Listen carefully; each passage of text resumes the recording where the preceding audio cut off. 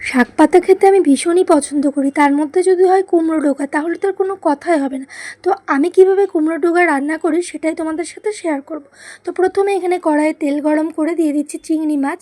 চিংড়ি মাছগুলো ভাজা হয়ে গেলে উঠিয়ে নিব। এরপরে ওই তেলেই ফোড়নে দিচ্ছি 5 ফোড়ন শুকনো লঙ্কা। এরপরে দিয়ে দিচ্ছি ডুমো করে কেটে রাখা বেগুন, ঝিঙ্গে আর পটলের। পরে এর মধ্যে দিয়ে দিচ্ছি স্বাদ মতো নুন, সামান্য একটু হলুদ গুঁড়ো, চেরা কাঁচা লঙ্কা। এরপরে সমস্তটা ভালো মতো মিশিয়ে এটাকে ঢেকে রেখে দেবো। এরপরে ঢাকনাটা উঠিয়ে নিয়ে সবজিগুলো আবারও হালকা করে ভেজে নিয়ে এরপরে এর মধ্যে দিয়ে দেবো সেই কেটে রাখা কুমড়ো ডোগাগুলো।